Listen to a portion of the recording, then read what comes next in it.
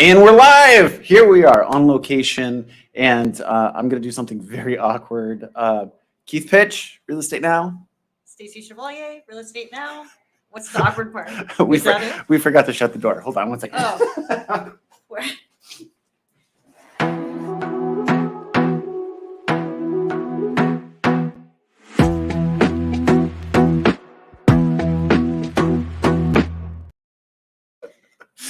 Thanks, Keegan. Thanks for throwing that in there while I shut the door to the office space that we're in. So yes. It's not every day that we're together. So this is super exciting. Yeah. We are here in the beautiful city of Spokane Valley. We're just east of downtown Spokane. And we're on location at our Spokane Valley office here at Revolution Mortgage. So we're coming to you live together for the first time in a long time. When was the last time we're at Burbity, and after this, we're going to have another economic clock hour class for the wonderful agents here. And absolutely. So should we jump into some? Yeah, let's jump into it. So Real Estate Now, we kick out the real estate stories one by one. And I think the very first one that we should talk about is For Home Success. Oh, yes. You guys just hosted a golf tournament. We did. We hosted the first annual Revolution Golf Tournament supporting homemade Puget Sound. Final numbers will be in tomorrow, but tentatively we have raised $13,000. Yes. So thank you all for all your support, donations, all the help. We learned a lot, and we will be back and better next year. We're excited. 13 is my lucky number. Oh. So that's a good omen. Yes. That's a very good omen. Our goal was $5,000. So 13 was great. That's awesome. That's awesome. So right on. So keep an eye out for that.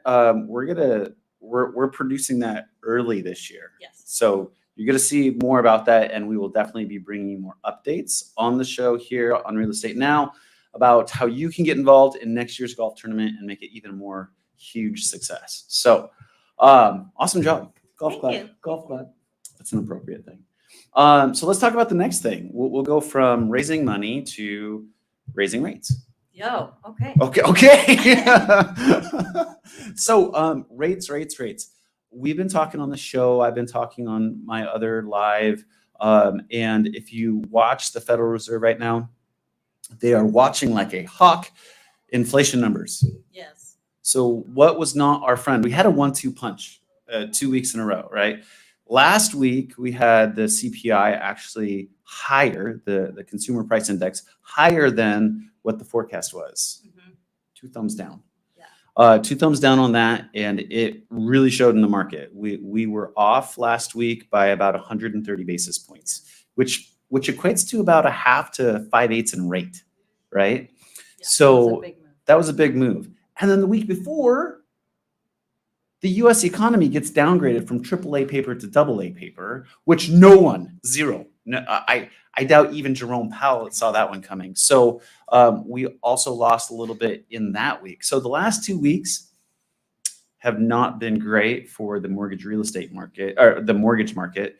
The real estate market is where we want to go next. Yeah, and rates could keep going up. I mean, people need to be. Rates could totally keep going up. Yes. But what also keeps going up and staying steady, home values. Yeah. Home values have just like they have. So we went on a little off-roading trip with regard to the values of houses. So we peaked up, right? We climbed the mountain and we came back down a little bit, and that was 22, 23 with the different rate environment, early 23, and now we've gone back up. Yeah, we're going back up the mountain. We can go back up 5 to 10% in appreciation in 2023. That's pretty wild. That's a big number. Yes, and what came out in the news today. So get this. Berkshire Hathaway bought, I don't know, is this 6 million? I need my glasses. Yep. Shares of DR. You're showing your age. I've got to go to the optometrist too. That's next week. Yes, 6 million shares. 152,000 shares for Lennar and 11,000 shares for NVR. These are some of the nation's 3 largest home builders. So he is betting big that this is going to be a good investment. It's worth over $800 million. So let me get this straight.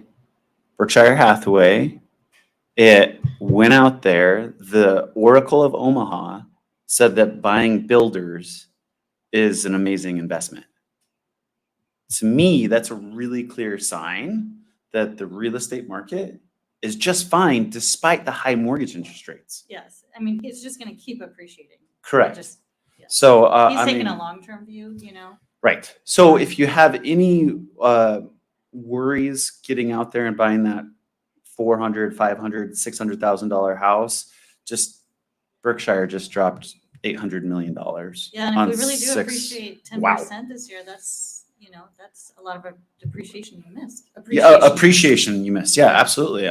Median household price here in the Coeur d'Alene market is just over 550, right? So if you lose out on that 10%, you're losing out on $55,000, right? And if it's just half, you're still missing out on 57,000, Right. or excuse me, 27,000. Yeah. So pretty impressive stuff there. Last but not least, we're going to roll out the final five with Beat the Heat. We are all experiencing it. You Yeah. guys over in Bellevue got it first this weekend? Yes. Yeah. So everybody's in the centuries, right? Yes. We're hitting 100+ degree temperatures. Yes. So, Stacy, you What? get to, I'm going to share this article with everybody because I think it is, for lack of better word, telling. Hey, there we go. So, Beat the Heat. Can you see that? It's not coming through for some reason. Okay, well, we have a Vogue article that I was hoping to share, but it doesn't look like it's going to share with us. Let's try one more time. I love technical difficulties because they're super fun. I want the Beat the Heat. Where'd it go? Oh, I closed the tab. Sorry, guys. Anyway, Vogue published an article at the beginning of this month that said the way that the ladies can beat the heat is by wearing men's boxers. Yes, and then they had a As picture of outerwear. this, like, very Yes. hundreds of dollars to buy one pair of men's underwear. Yes, $129 for one pair of men's boxers. So is that your tactic to beat this heat wave? No, I'm gonna go 2 thumbs down. But I'm also very old and I couldn't read something early 5 minutes ago, so that might be an old person. That might be an old person. Keegan, you're gonna have to weigh in on this. So throw it in the chat, Keegan, if you're rocking the boy boxer shorts to beat the heat. So anyway, well, that is what we have for our 5 topics of this beautiful day, August 15th. August 15th. We're halfway through August already. Here we go. That means school's back in session in 2 weeks or earlier for those of you out there. But let's talk about something very unique in the mortgage industry. Very unique, very unknown, and very, very useful. It is a newer way to qualify for a mortgage that a lot of people don't know about.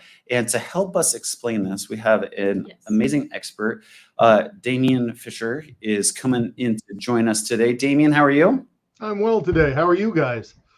Awesome. Yes, awesome. good. Yes. Welcome. Thanks for being here. Yeah. So, Damian, you are with Oaktree Funding, and you help people with a very specific type of mortgage niche, and that is a debt service coverage ratio loan.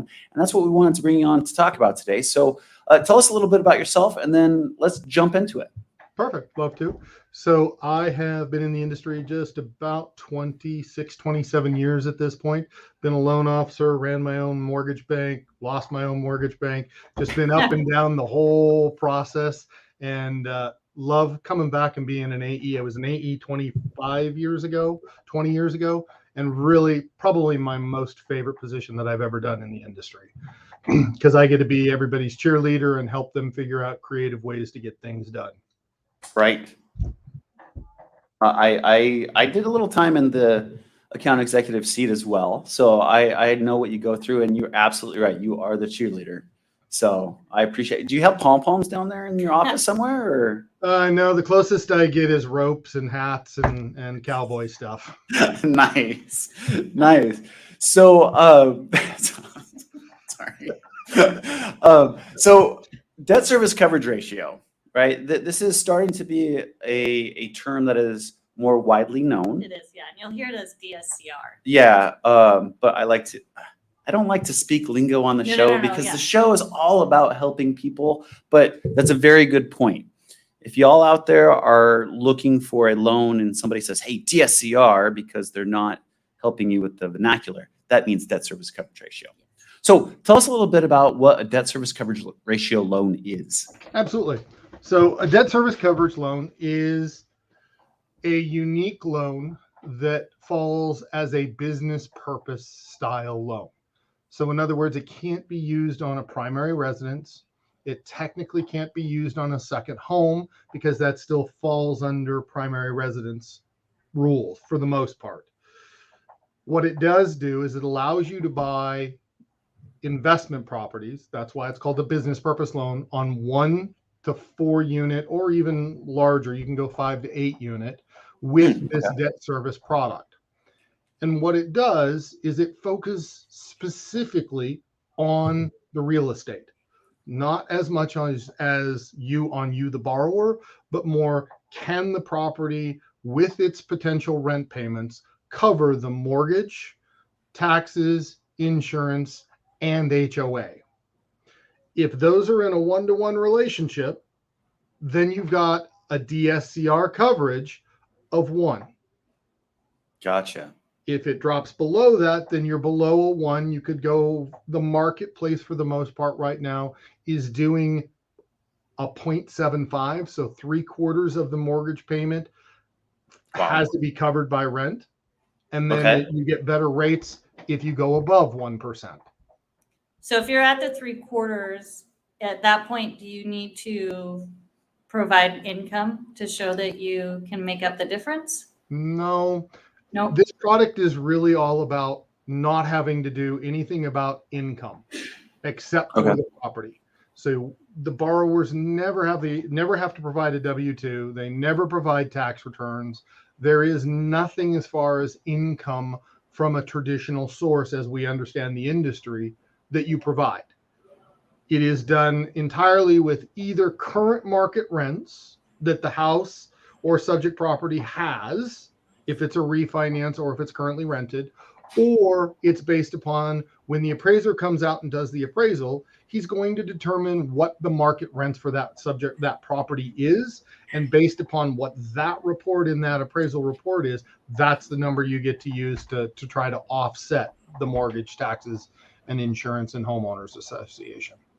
What if it's both? What if in like a purchase, you're buying a property and the main reason why you're buying the property is because the landlord's owned it for 20 years and hasn't raised rent since the 80s, right? I didn't do my math well there.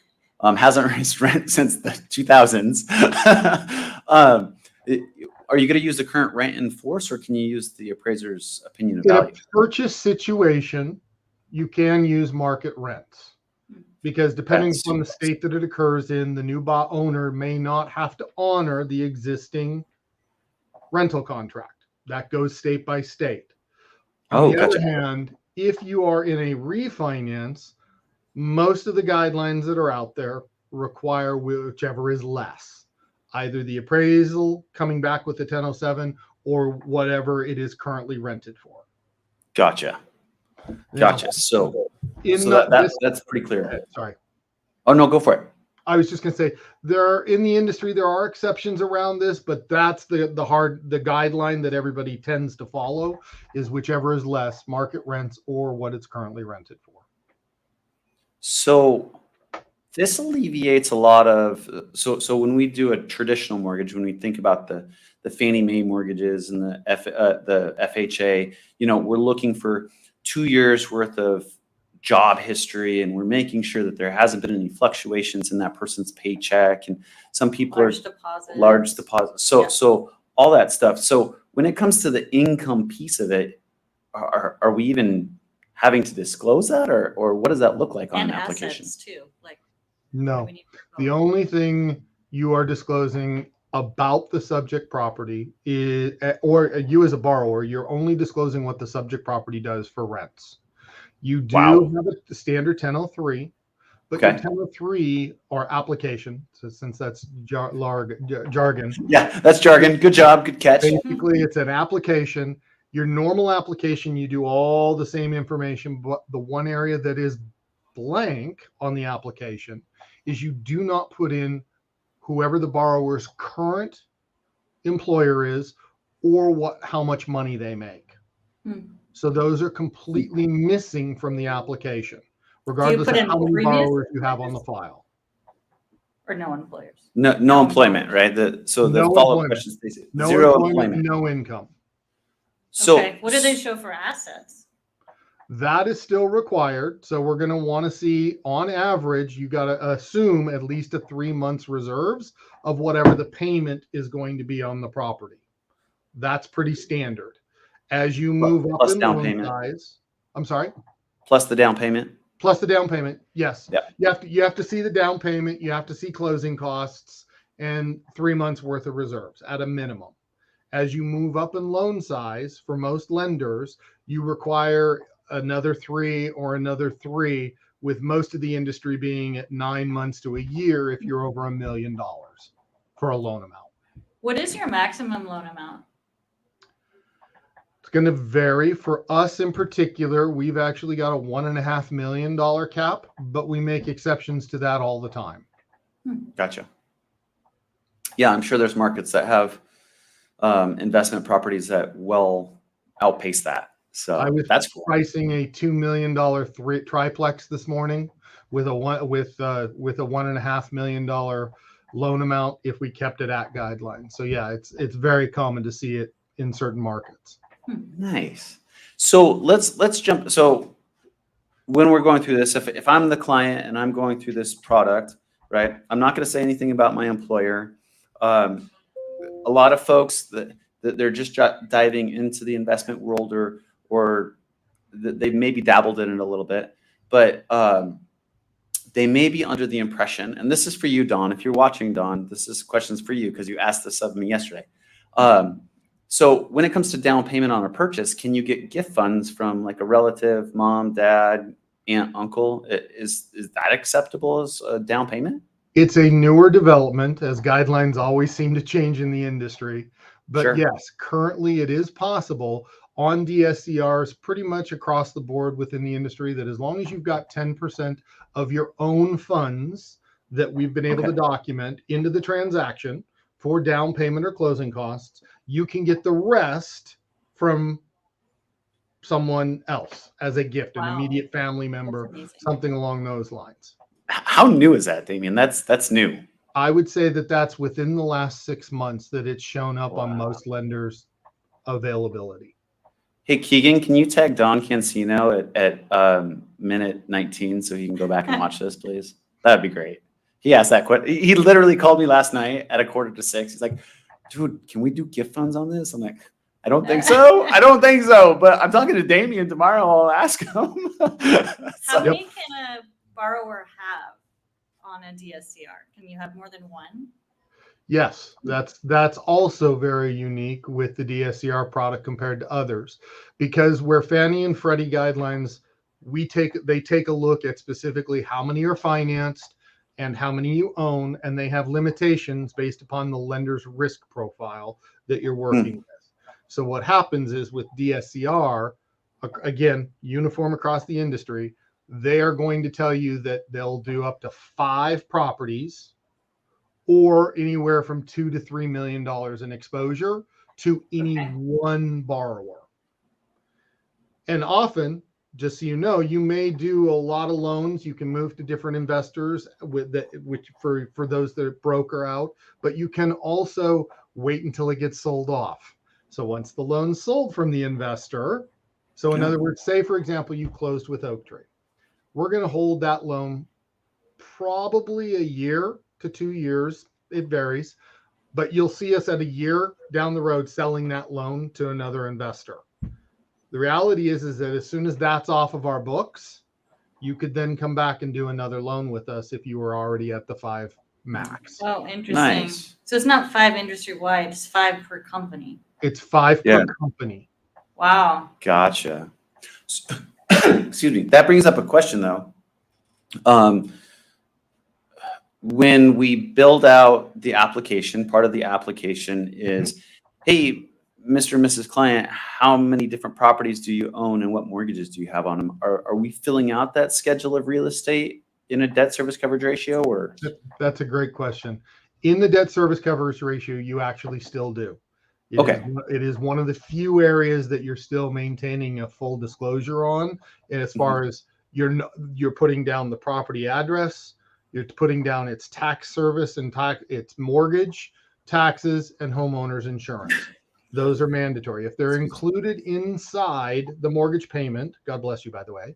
If Thank they're you. included inside the mortgage payment, all you have to do is get a copy of the mortgage statement to supply us that you've got it covered. If, on the other hand, they're owned free and clear, you would then just have to get something from the county tax records showing what the taxes are and a copy of the homeowner's insurance to show what the homeowner's insurance, so that we can accurately calculate the numbers. Gotcha. Is there an early payoff if they 6 months down the road want to go into a conforming loan? Yes. These particular products, they're one of the few in the industry that you're allowed to have a prepay because they're not a regular, they don't fit within the box of Fannie and Freddie or a QM loan.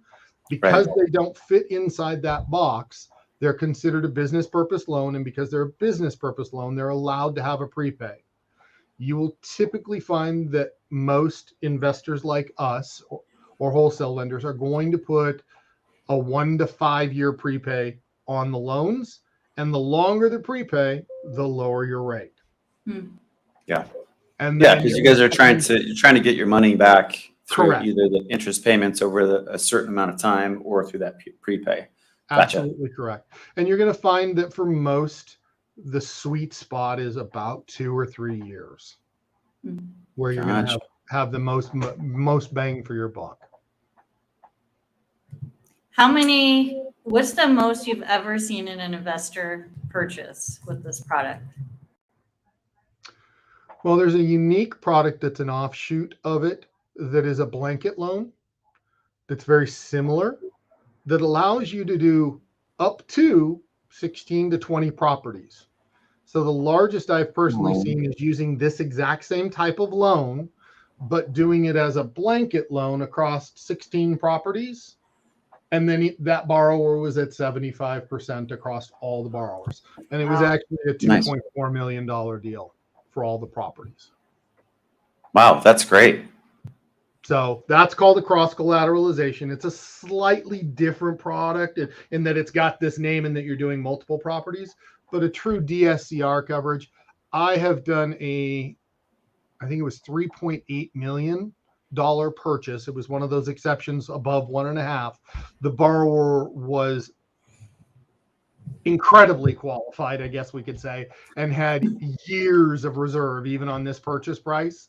So it made sense, and the property already had what's known as a 1% DSCR, and so we were able to make the exception on that loan. 1-to-1, yeah. On a 1-to-1, and again, that's unusual at that, but that was back when rates were a little bit lower. Yeah. It's a little harder to get that 1-to-1 ratio right now on the really large loans. Yeah, the cost of funds has definitely gone up. We talked a little bit about that earlier. Yeah. It's an interesting thing. I wanted to go back to the prepay situation. What if somebody came back to you as the investor to refinance? Is there any caveat to either waive the prepay or lessen it? Yes, that is something that is available, particularly with us. If you're bringing it back to us, we're more than willing to go back to the investor that we sold it to and see if we can make sure that they're getting compensated for changing the risk, if you will, from what they originally were to where we're at now. Gotcha. So that is a possibility. It feels like everybody's now aware of what the BRRRR method is, strategy, and this is the next one coming, but it's been a product for, I don't know, as long as I can remember, but. Well, debt service coverage ratio is traditionally a commercial mortgage loan type that finally made its way into residential lending. So I remember that when I was at my wholesale company back pre-meltdown, I actually headed up the division to roll this product out in 2005. And so it was going gangbusters, and then the wheels fell off the wagon. But anyway, here nor there. Here's a really interesting question. How rate sensitive are you, Oaktree, on this non-qualified mortgage product, right, to the rate environment of the Federal Reserve and where Jerome Powell's taking rates and what's have you? Are you guys following the market up, or you guys set your own interest rates? How does that work? What's different about anything that's in the non-QM space Yeah. is that we don't. So mortgage rates are loosely correlated to the 10-year. So as you follow the 10-year up, you will see mortgage rates tend to trend the same direction. We are a little more loosely correlated in the sense that because most of our loans have a prepayment penalty that occurs earlier. So prepayment, it tends to happen faster with our type of loans. So people use them as a solution to get you in today. And then when they're in a better place or the circumstances have changed, they move into the new loan, the lower rate. So we look at our loans in a much shorter window. And because the prepayment on loans occurs, we're more tied to the 2-10 spread than you are directly to the 10-year by itself. That makes sense. Yeah. Because what we're doing is we're looking at that spread of somewhere in that window, we're likely going to have this loan paid off. And so we're more closely tied to that. Awesome. I put a call out there. If you guys have any questions while you're out there watching, let us know, and we'd be happy to ask Damian those questions. I do have one that comes up all the time when I'm talking to people about their risk tolerance. Is this a fixed rate mortgage? Is this an adjustable rate mortgage? Which side of the coin is this debt service coverage ratio on? The debt service coverage ratio most of the time falls within a fixed rate. The ARM product really hasn't quite made it back in because, again, everybody's expecting prepayments on it. So that product doesn't have the longevity, and so they're not priced the way they used to be. Yeah. What is unique is that we do offer a 40-year amortization with a 10-year interest-only period at the beginning of it. So that can make a difference in calculations and so that you're making for the first 10 years an interest-only payment. And so that begs the question, is that the payment that you're using to calculate the debt service coverage ratio, or are you still using a fully amortized payment? To be conservative, the industry still uses the 30-year payment.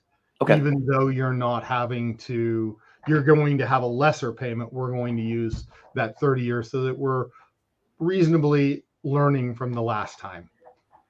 Gotcha.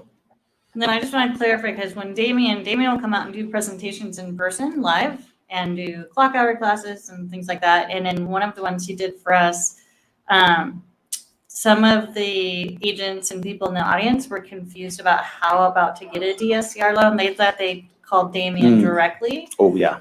But he doesn't take it directly. He has to work with a lender like us or another lender. So if you are interested, then you would reach out to Keith or myself, and then we would get in contact with Damian.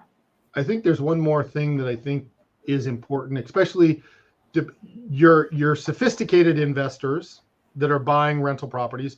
And the reason that the point I'm about to make is important is if the Oracle of Omaha is willing to bet on building, then the reality is that property and real estate by itself is only going to appreciate. We're not going backwards. Yeah. Which means that he's betting on the fact that even investment properties are going to be a solid investment for him. And so that's why he's focusing on builders, is not just for the owner occupied, but many people buy into these new housing complexes, and you'll still see 20 to 40% of those houses being investment properties. Yeah. Right. So because of that, the more sophisticated buyer is often buying one or two houses in these new developments, but they're not putting them in their own name for security, for safety purposes. So what they're doing is they're treating it truly like a business investment, and they're putting it in the name of an LLC that they've created so that investment is isolated from everything else that they do, we allow that so that you can vest in that company name rather than in your private name and then having to take the process of moving it over. That was my next follow-up. So to that point, is there any seasoning on the incorporation of that LLC, or can it just be straight out the gate? It literally, you can create the LLC even after application, as long as it's done and registered and acknowledged by the state. we can then use that LLC. Nice. By the way, we That's also great. allow partnerships in our through our company. So you can do an LLP, an LLC, a partnership, and a corporation, as long as those entities are specifically for the management of real estate. Okay. So Gotcha. you can't be Todd's Bait House trying to buy a house and expect that's not allowed. It's literally got to be a entity that's intended to manage real estate. Right. Nice. Okay. Yeah. That works. Awesome. Well, Damian, I appreciate you coming on and sharing all your knowledge with us. I do have one final question. Is that John Wayne behind you? Yeah, Is that who that is? you'll notice I'm a little bit John Wayne happy. I've got my John Wayne Yeah. coffee cup. I've got John Wayne on the wall behind me, a couple, and I've got another one on the wall in front of me as well. So I am an old school cowboy at heart.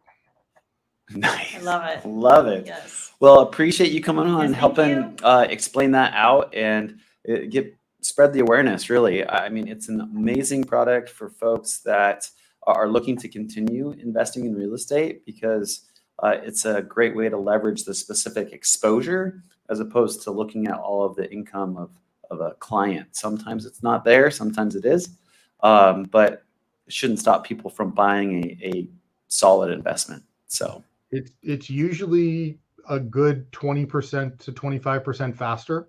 So it doesn't take as long to get through the whole process. Your appraisal is typically the hardest and longest portion of the process. right. That's good to mention. That's People great. don't think they're getting into it. Yes. So- 4-month process. Yeah. Well, thank you, Damian. We'll definitely have you back live too, and so we can see your face and have Yeah. an in-person class. I would love to do that when you have the opportunity. Thank you so much for having me today. Thank you for the opportunity to be partners together. I'm grateful. I wish you the best. Yeah, Thank you, we'll you talk too. soon. Well, there you have it. Debt service coverage ratio at its finest. It's a great product. It really is. I've helped people acquire. I've helped people refinance. And it And really can change people's lives for long-term well, investment. it changes people's lives for long-term investment, and it's just an easy way to get an investment property Yeah. done. So Yeah. if you have any questions, reach out to us here. You can reach out to me, to Stacy's team over on the west side if you want to. But yeah, don't let the fact that you became newly self-employed, don't let the fact that your year-over-year commission isn't as high as it was, don't let the fact of income, if you're buying a cash flowing property, stop you from buying that investment. Yeah. So So that, for all your mortgage and real estate professionals out there. yeah. Declining income. Oh, good. well, yeah, that too. If you manage your money well. Yes, attention all real estate Yes. agents that did not close like 7 million houses like you did the last 2 years. Give me a call. You can still buy houses. Yes. So right on. Well, that's today's episode of Real Estate Now. We look forward to seeing you guys all next time. And I forgot to ask Keegan who our next guest is.